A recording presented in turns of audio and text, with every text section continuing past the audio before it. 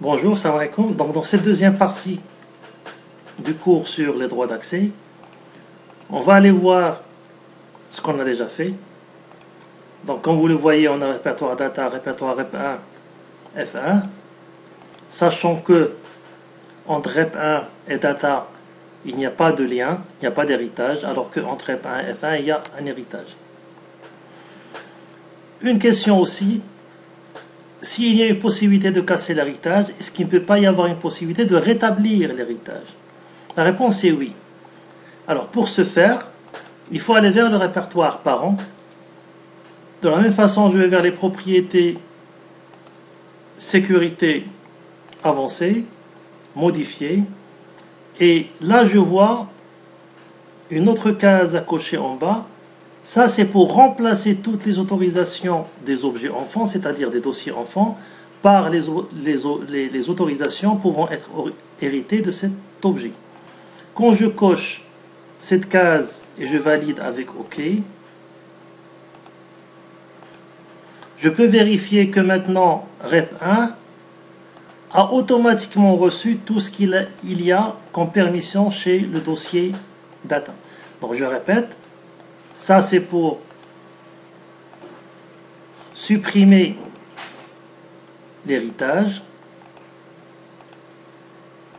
et l'autre c'est pour rajouter ou bien rétablir l'héritage. Donc je suis revenu à l'état où j'étais avant, ça veut dire que maintenant, encore une fois, rep1 est indépendante de data.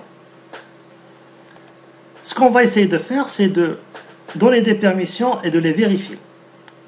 Sachant que j'ai créé deux utilisateurs, util1 et util2. Je vais vers rep1, propriété, sécurité, modifier. Je supprime tout ça. Je laisse l'administrateur qui a le contrôle total. J'ajoute les deux utilisateurs que j'ai créés, qui sont util1. Vous pouvez bien sûr sélectionner plusieurs utilisateurs en appuyant sur la touche contrôle. Alors pour util1, je vais lui donner le droit modifier. Util2, je vais lui donner le droit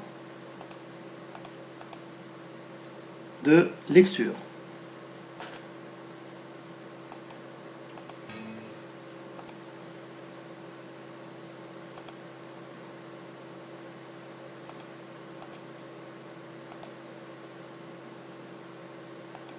Alors il y a eu un petit problème.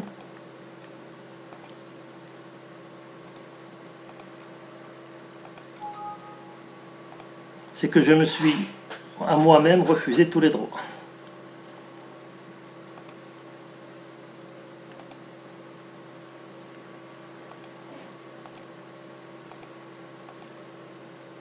D'accord.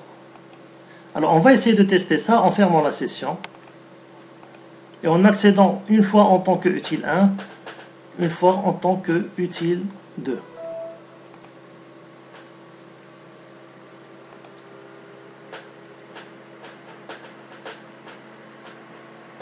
Quand vous voyez l'icône préparation du bureau, ça veut dire que c'est un utilisateur qui ouvre la session pour la première fois et le système est en train de créer son profil. Entre autres, il crée le bureau, mes documents, etc. Donc, est-ce que j'ai le droit d'accéder à rep1?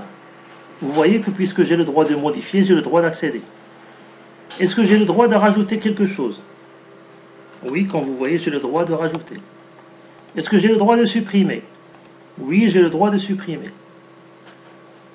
On se posera donc la question, quelle est la différence entre le droit contrôle total et le droit modifié? Alors, la réponse est la suivante. Lorsque je vais vers rep1, je voudrais modifier les permissions.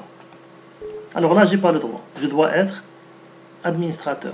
Il me demande, vous ne pouvez faire ça que si vous avez le mot de passe du compte user qui est un administrateur. Donc, la différence, comme j'ai dit, entre le droit d'accès contrôle total et modifié, c'est que contrôle total a en plus des droits de modifier, le droit de modifier les droits qui sont déjà établis. Je ferme la session et j'accède en tant que util2, qui a juste le droit de lire.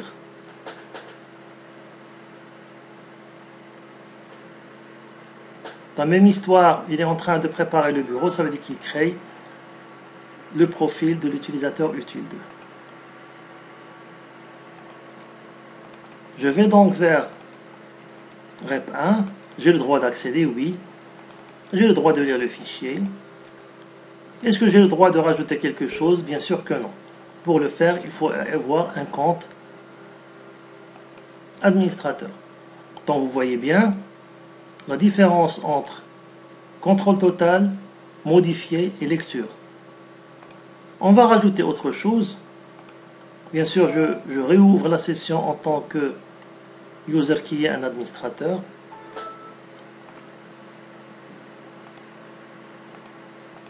Et qui a bien sûr le droit d'accéder puisque dans les permissions qu'il y a, user appartient au groupe des administrateurs. Et puisqu'il appartient au groupe des administrateurs, donc forcément il a le contrôle total. J'ajoute un autre utilisateur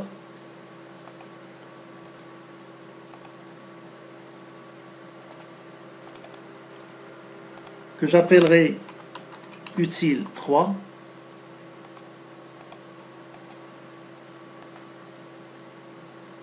Donc modifier, ajouter. Je peux écrire l'utilisateur si je le connais. C'est pas la peine de faire rechercher. Je vais lui donner le droit affichage du contenu du dossier tout simplement. Et on va voir que veut dire ce droit. Je ferme la session et j'accède en tant que utile 3.